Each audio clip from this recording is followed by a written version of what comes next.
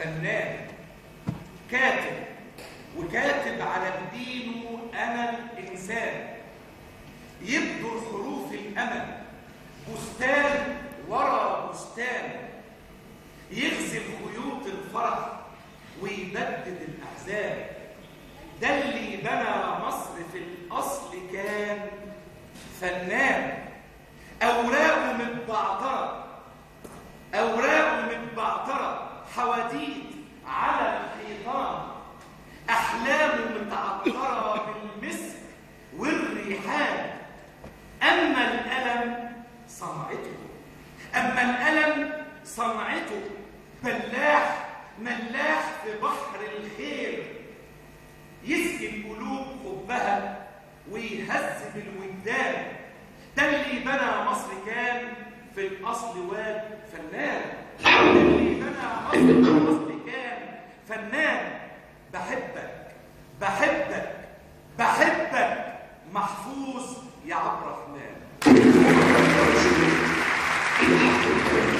أمور سياسية معقدة ومع ذلك هنتكلم فيها مرة تانية. وعلى فكرة أنا لازم أنعم عليكم بأوسمة. اشمعنى إمبراطور فرنسا؟ لا يعني طبعا يا فندم، فقدان الأم حاجة مش سهلة. أنا أصل والدتي توفت. اسمعي ثانية، أنا عارف يا فندم مسؤوليات ساعتك كتير وقتك ثمين، الله يكون في عونك. بس خدامك مش محتاج تدقيقة واحدة، لا دقيقة ثواني. أركب مع ساعتك العربية ولا ساعتك عندك وقت؟ قول يا إسماعيل. أنا عندي شهادات ولغات تركي وإنجليزي وألماني وفرنساوي، والمؤهلات كان يعطيني كومبانية الكنائس. ده فعلا إنسان كفر، بس للأسف ما عندناش مكان لكل الشهادات دي. أنا قابل أي حاجة. أي حاجة؟ إن شاء الله يا راجل، أنا قلت لك إن أنا مستعجل يعني.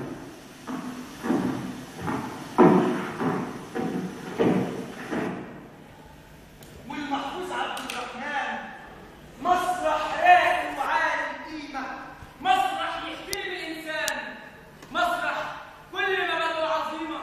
فن وفكر ونور وثقافة، قلب يحس، عيون شواف، طاير بينا في كل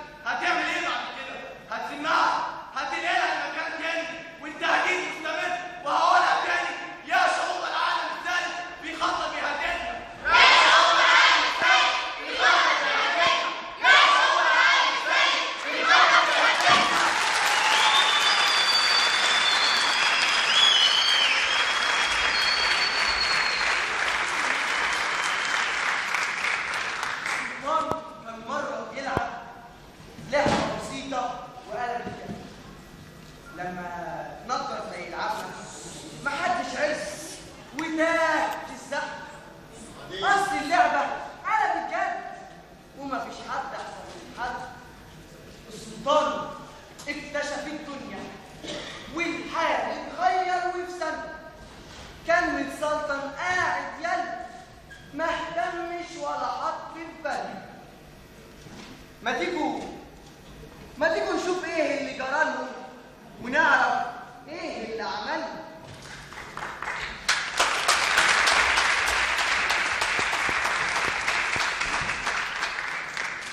حيوان عمر سيدي عمر مزازة وهذا المعدوع الذي يدعي انه السلطان وأعلقه على سور المدينة. لا يا أبي، لا يا قائد الشرطة، فإذا تخللتم عني فأفراد عيالي لن يتخلوا عني أبدا، لأني كنت فعلت كل ما فعلته لغيري. هؤلاء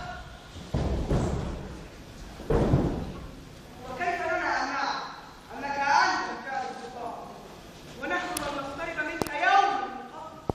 يا قوم تحملوني قليلا، لا أعرف ماذا أقول لكم ولا من أين أبدأ. سأحاول أن أبدأ تاريخي من أوله، فعندما توليت الحكم أقمت لكم أجمل حدائق الدنيا. تحملوني قليلا، ومن أنت يا هذا لكي نتحملك؟ وإذا كنت بفعل السلطان فلماذا لم تتحملنا سابقا وتفكر في همومنا حتى نتحملك نحن الآن؟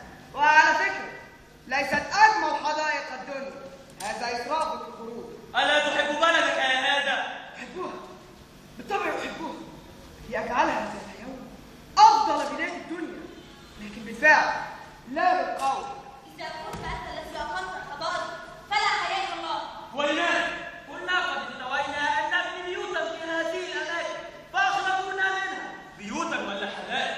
هذا خنق للمدينة. يا هذا صار عندنا حدائق ولم يكن عندنا بيوت. المهم أنني جملت لكم المدينة. يا حبيبي كيف يستمتعوا بالحدائق من ينام في العراء؟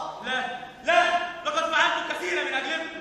ألا تذكرون يوم انتصارنا في هذا اليوم وزعوا على كل مواطن 100 دينار؟ 100 وصلت 10. ماذا تفعل؟ ولا أن كل مواطن زاد دخله 10 دنانير، فلقد رفعت النفوس من 10 إلى الضعف، فمن كان حسن الحظ أخذوا منه 10 دنانير. المهم النوايا. أيها السيد، ماذا تريد أن تقول؟ أتريد أن تقول أنك تسلطان لتقدم إلى الناس العدل والخير والأمن، فلم تقدم لهم سوى الظلم والشر والحق، وعلينا أن نصفق لك لأنك كنت تنوي. إذا كنت تنوي فمن الذي منعك؟ رجالي. لماذا لم تطع برؤوسهم؟ لأني كنت أطلب به. فأنت إذا تستحق ما يفعلونه. لا تكونوا سببا في جنوني. تعالوا لتم المدينة التي سيدتها ربعات صورة، وليس فينا من يملك قصرا. رعاة حنان وليس لنا في ذلك فضل. ماذا تريدون أن تقولوا؟ أن كل ما فعلته كان شرا وأنا لا أدري؟ اليد أيها السيد خلقت لأسباب عديدة، قدمت يدك الفاضل ولا نستطيع أن نشكرك فلم يصلنا شيء، لكننا لم نكن نريدك أن تهجر. خلقت أيدينا أيها السيد لنصافحك، فلو كنت صافحتنا لأمينا ولأعطيناك أمانا. هذا الصوت لا أحب. من أنت؟ لقد قاتلتموني جميعا، لكن لم يميزني أحد، لأنه لا يوجد فيكم من يستطيع النظر في وجهي. تخفيتم وراء عساكركم فلم تصلوا إلي. إنه بشر الله وأقسم على ذلك. إذا أنت بشر الله. أنا هو. صرنا معا فعلينا أن نقاتلهم معا. أنا وأنت أيها السلطان لقد قضيت عمري كله أقاتلك، فكيف أحالفك؟ كلانا مضطر لهذا. أنت مضطر لهذا بعد أن انقلب الجميع علي، أما أنا فلست مضطر. أرجوك يا بشر انقذني. انقذك؟ كيف؟ فأنت لم تنقذ نفسك، قد اعتمدت على أكثر من سنة، لذلك خذلوك. فللأسف لم تحاولوا يوما أن تكتشف حقيقة أعوانك المخلصين لك، ولم تفكر يوما لماذا لماذا حاربت وعصاك؟ فأنا ليس بيني وبينك أي خلاف ولا طمع في السلطة، ولكنني أحارب الظلم والطغيان وأتمرد على القهر والعدوان.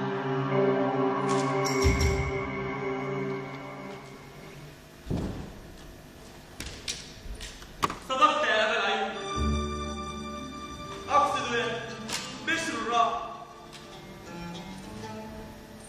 فلقد كنت مسجونا داخل قصري ولم أعرف حتى سجنائي، فكان من الأقدر مني أن أقترب من رعاياي وأفتح لهم باب قصري وقلبي.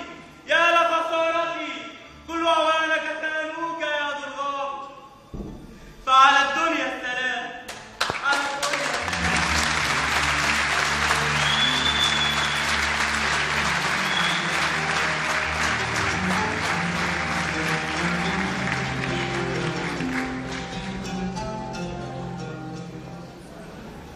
ناصر 56 صور رب الشعب الآن. إن رمت المصريين لا تتباع في أغصان إلا رمت المصريين. مصر عيون قلب الملايين، شجرة عزة وطرح رجال، مصر حضارة شعب ونيل، وفي حبها تحيا المواويل. مصر قناتها ملك رجالها، يبقى سود لو واثق جالها. كلمة جاية ولا عملها، ما هو موجود في قلوب عزالها. والدنيا كلها سمعانها، مصر يا ناس أمننا خمالها. مصر يا ناس أمننا خمالها. مصر يا ناس أمننا قبلها. مصر يا ناس أمننا خمالها. مصر يا ناس أمننا خلالها. مصر يا ناس أمننا خمالها. وفي ناصر 56 كلمة عزيمة المصريين، شجرة عز وطرح رجال، كلمة بريئة وقلب كمان. إن أنا رحت في قبرص أشتري حاجات من راجل يعني، فيقول لي أنت منين؟ أقول له من مصر. يقول لي ناصر، ويرفض ياخد أي فلوس. إنه أمشي في شارع في الكويت مثلا فلاقي صورة جمال عبد الناصر معلقة في البلكونات. إنه مش ده برضه المهم الباور، القوة التي لمصر كان فعلا شيء قوي قادر على التأثير، له معبر عن نفسه، له رسالة. لقد انتقلت لكم منذ أكثر من عام مضى، وكانت جنود الاحتلال تركع في أرض هذه المنطقة. قلت لهم إننا نحس بإحساسكم ونشعر بشعوركم، واليوم أيها المواطنون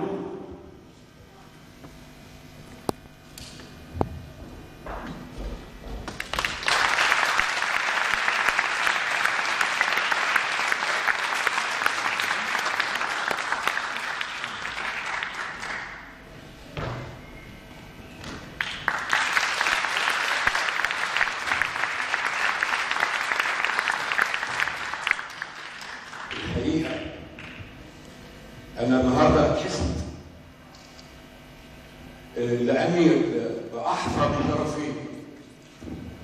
الشرف الأول هو إن أنا هأسهم بإسهام بسيط في تكريم رمز من رموزنا الهامة السامقة المبدع الكبير محفوظ عبد الرحمن.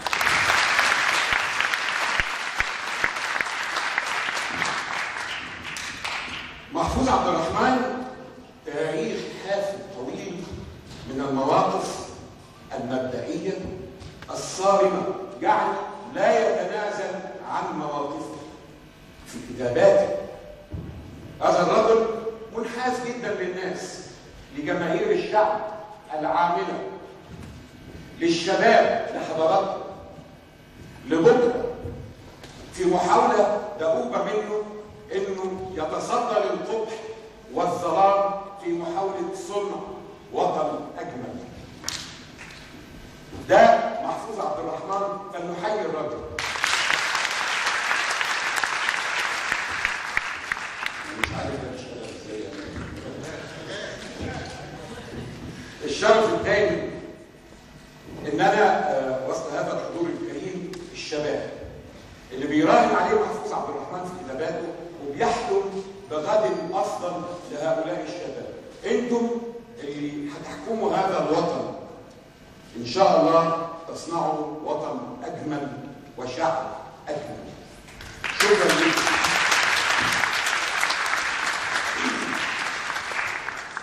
أشرف أبو جليل المخرج انتزعني من ظروف بالغة القسوة كي أسهم في تكريم الكبير محفوظ عبد الرحمن. حقيقة الأمر ده شرف ليا، وحقيقة الأمر إن محفوظ عبد الرحمن تكريم للتكريم. طلب مني المخرج إن أنا أقول كلام في السيناريو عنه. أنا قلت بما إن أنا جاي أسهم في التكريم هقول كلام من عندنا. بعد إذن الأستاذ محفوظ هقول كلام دمه خفيف نسبيا.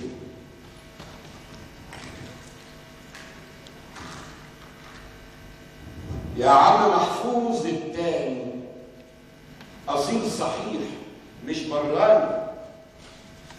إيه اللي جابك في زمانهم؟ حزالي أصله زمن جاني فيه اللي لو شم ثقافة يشهر مسدس والتاني. فيه الثقافة بتتأندل محبوسة رسمي وبتعاني. فيه العقول كده تتشندل ونقلبوها بتنجاني. اوعى تقول انا مش عارف، اوعى تقول ايه جراني. لا انت عارف، متأكد ان المصيبة محصراني، وان حلمك بالتغيير اجبرني على خرم وداني. خرمت ودن وهي التانية بتلح وبتترجاني. ياما هتكتب عن اوجاع لو ضاع وجع يظهر تاني. اصل الوجع زي الابداع يشبط في شعب ورا التاني. ولا الف نخبه تنجي الناس من الوجع لو اصلاني واحد من مريديك وبحب ألمك رباني. بايديك تدورني وبعينيك اتمنى لو تتبناني. حذاري تزعل من قولي مش قول وحش ولا شراني، عشان بخاطب عقل كبير تبقى الجواله معداني. محفوظ صحيح من شر القول انا ناجي صاحبك مجاني.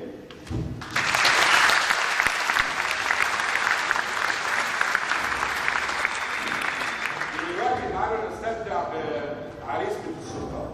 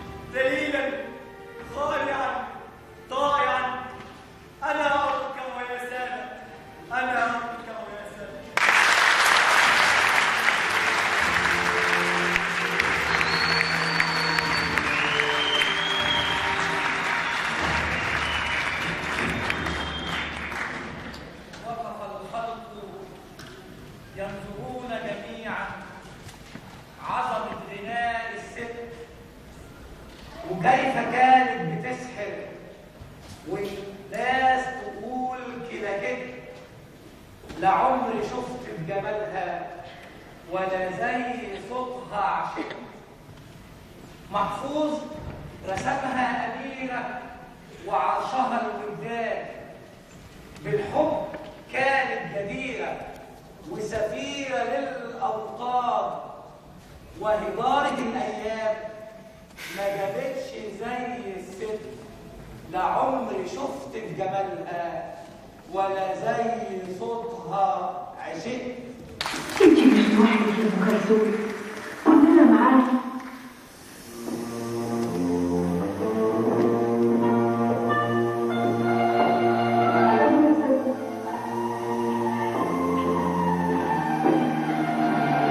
ربنا يا بنتي،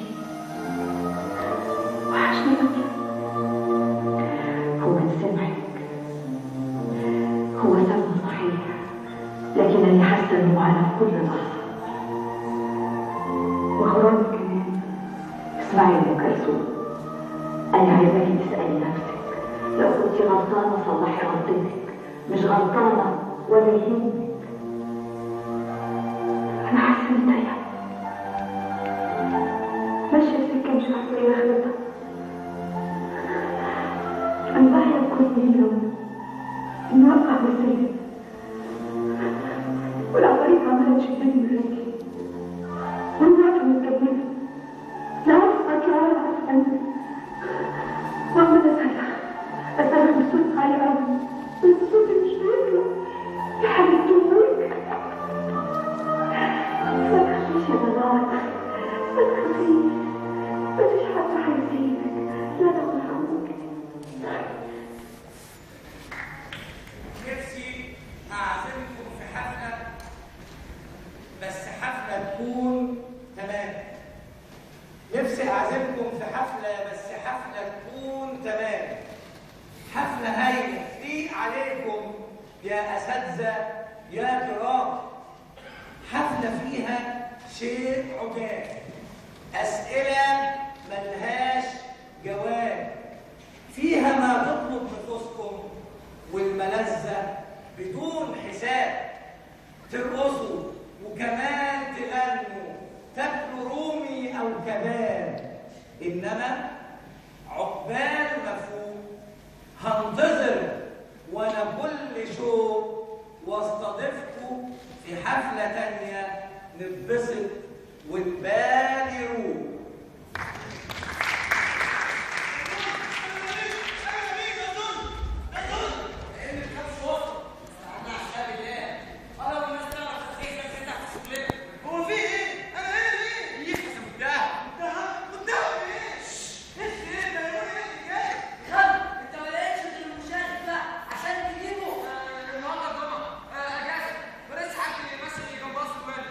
والله حضرتك الدور النهارده على ساعه المساء.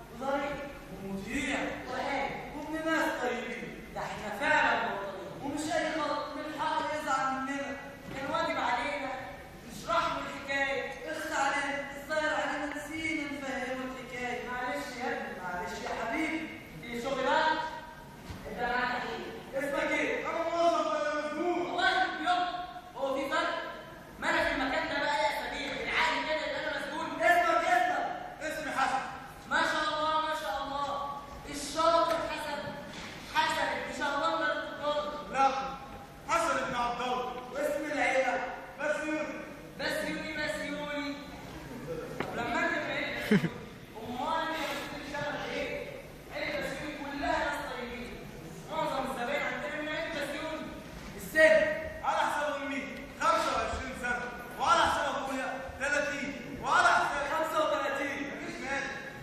ما لهمش رقائق الهجوم على قصر الوالي. يا نهار اسود، هجوم ولي ده مالك ده ولا ايه؟ ايه ده خالص؟ انت العسكري جابك منين؟ من عند قصر بس من انا عند قصر الوالي.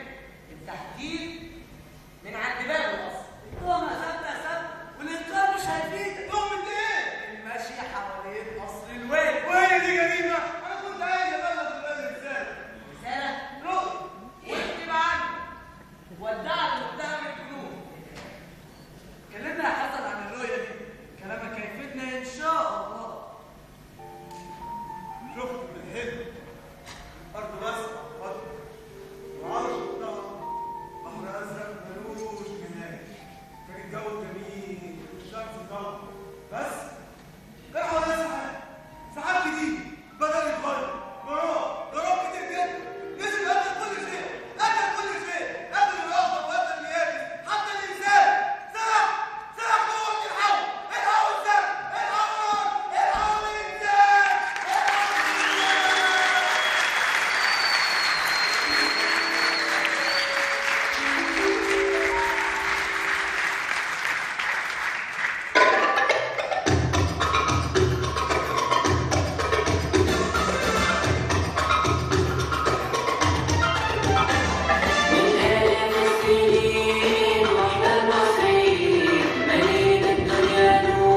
كنتم مع عبيد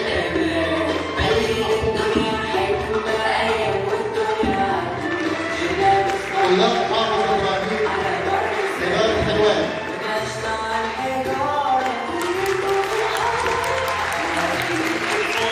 إدارة المعاهد التعليمية.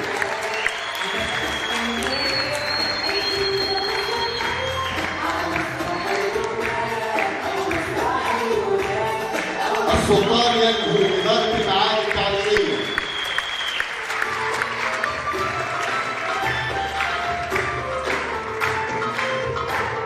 القرار عن الحث على الخازوق إدارة مايو التعليمية.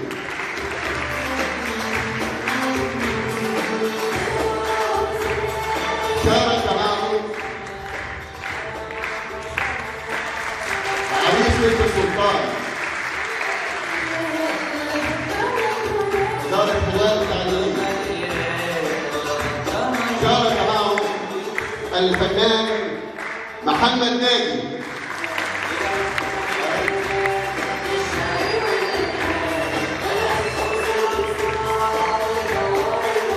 الفنان هاني كمال.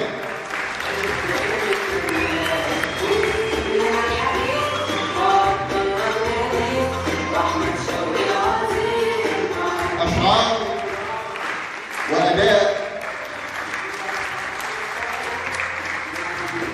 أحمد إبراهيم.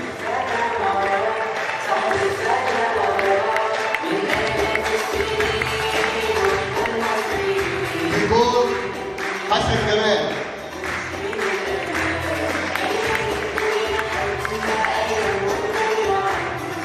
موسيقى وألحان الأستاذة مريم مدرسة حافظ إبراهيم بإدارة حلوان.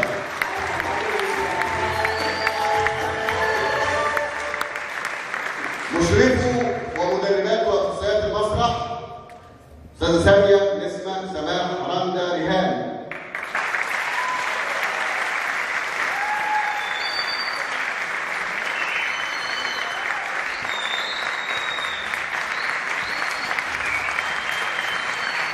المخرجون سامية محمد علي، هاني عز، إسماعيل فاروق، علاء هارون، دعاء سعيد.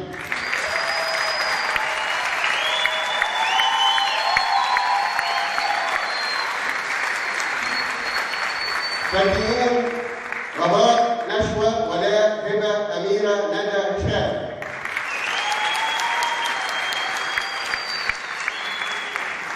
المواجهون الاوائل ناهد عبد الرحمن، وليد محمد خالد.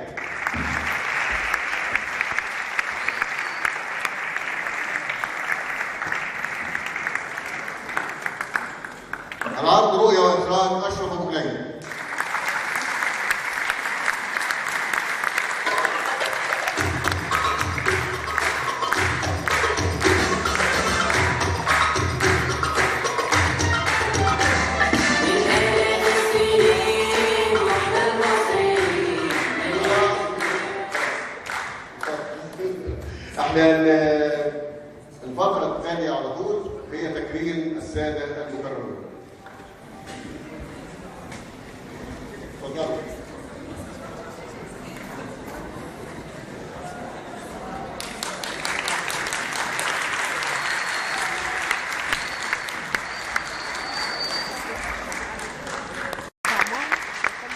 المهندس الاستشاري اسماعيل نصر الدين راعي المهرجان.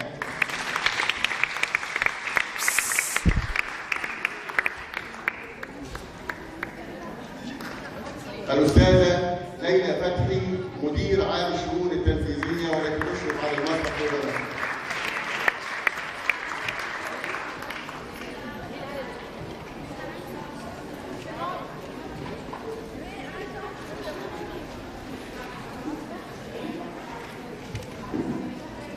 قبل أن أبدأ التكريم لابد أن أشير إلى هذه الهمسة بأذن الأستاذ إسماعيل نصر الدين قرر مكافأة الطلاب المشاركين في هذا المهرجان كله 5000 جنيه.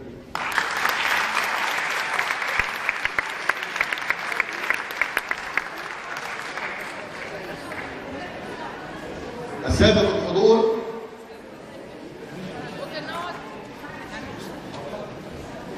السادة الحضور، هذه لحظة انتظرناها، لحظة الوفاة لأستاذنا وقطب من أقطاب الثقافة المصرية كاتبنا الكبير محفوظ عبد الرحمن.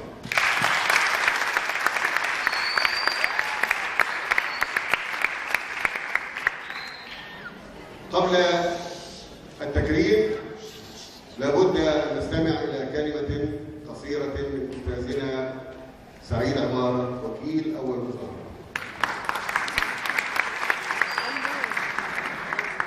بسم الله الرحمن الرحيم.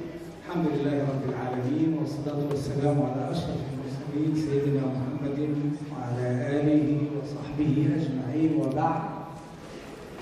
الحقيقة لحظات رائعة ورائدة وممتعة وبديعة وجميلة ورقيقة ورفيقة.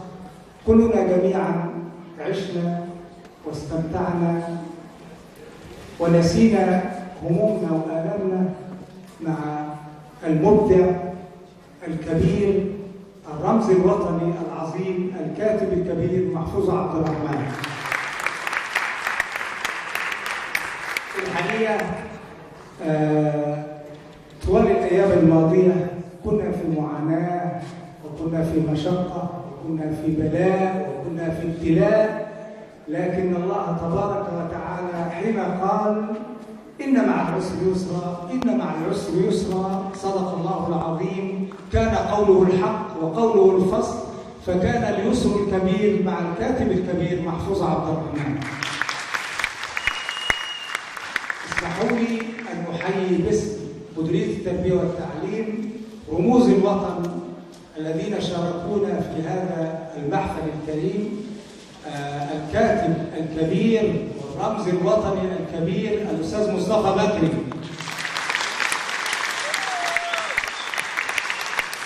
والأستاذ الكبير محمود بكري، والمؤلف الكبير الأستاذ أبو المعاطي، والفنانين المبدعين الكبار الفنان محمد ناجي، وأخي وقرة عيني الفنان هاني كمال. تحياتي لكم جميعا، وأرجو أن نكون قد أسهمنا في صنع البسمة والفرحة على وجوهكم جميعا، وكل سنة وانتم طيبين.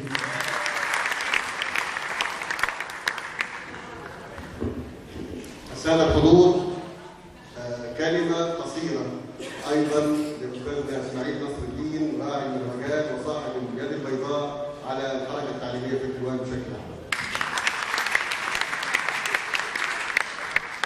بسم الله الرحمن الرحيم.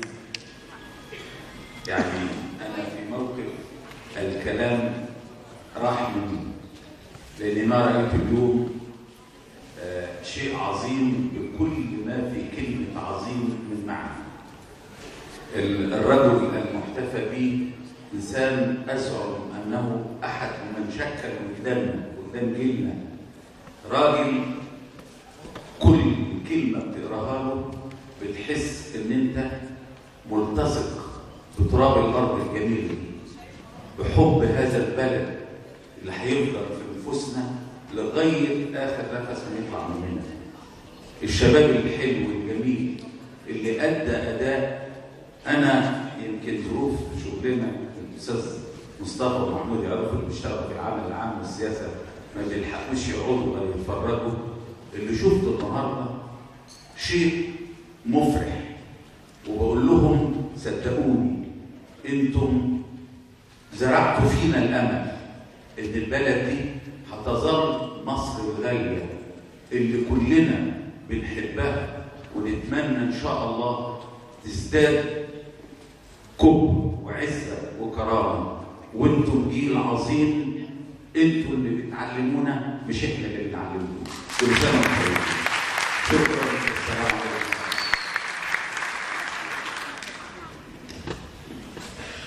أولى الدروع لأستاذنا الذي نحتفي به جميعا، يأخذ درع مهرجان محفوظ عبد الرحمن، كاتبه الكبير محفوظ عبد الرحمن.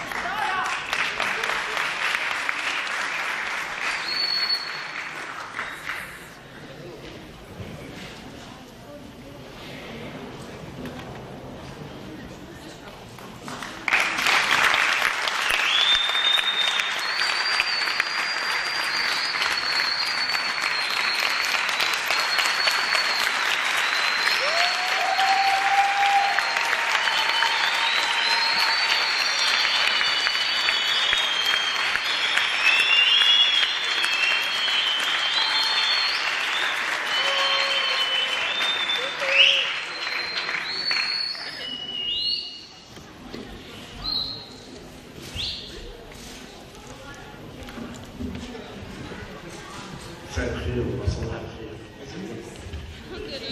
أنا من أول ما قالوا لي على هذا المهرجان قلت يا رب ما يقولوا لي اتكلم. لكن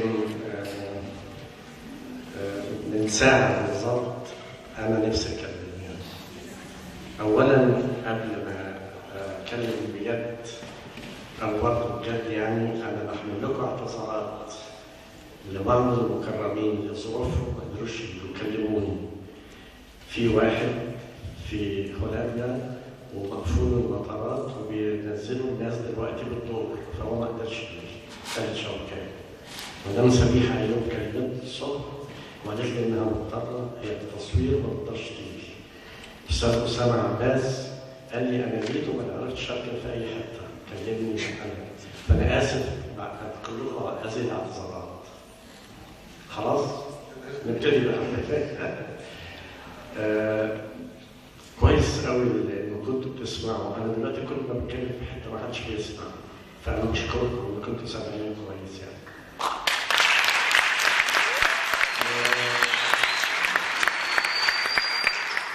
اكيد مر عليكم عبد الرحمن الداخل، صقر قريش في التاريخ اللي راح الاندلس واستقل بالاندلس وعمل دوله. وكتير يمكن ما تعرفوش بس كتير يعرفوا انه عاش 80 سنه. فسالوه مره من المرات، راجل طبعا كان اخر السلاله الامويه وهرب، ولما سقطت الدوله وراح بنى دوله لوحده في الاندلس وعمل دوله عظيمه. فسئل هل مرت عليك ايام سعيده؟ كام يوم؟ فطلب فرصة كام يوم يعني، والإجابة على هذا السؤال قال 16 يوم. مرة أنا حاولت أحسب الحكاية دي، فاكتشفت إن الحمد لله الواحد عنده أيام كثيرة جميلة. هذا اليوم من هذه الأيام.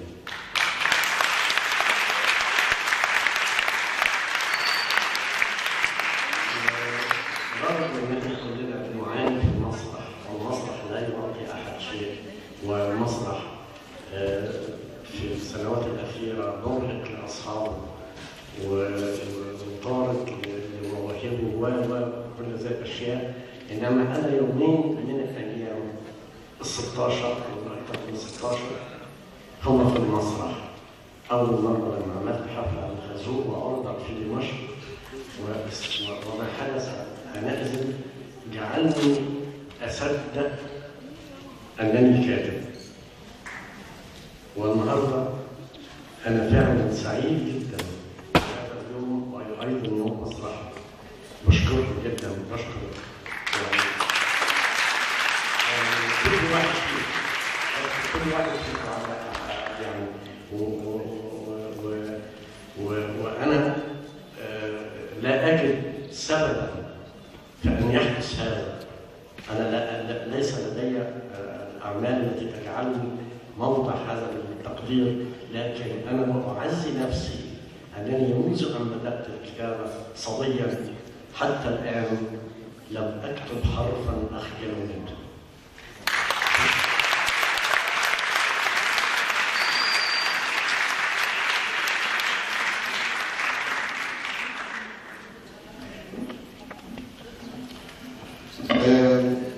المكرم الثاني شيخ الكتاب الآن كاتبنا الكبير أبو المعاطي والنجم.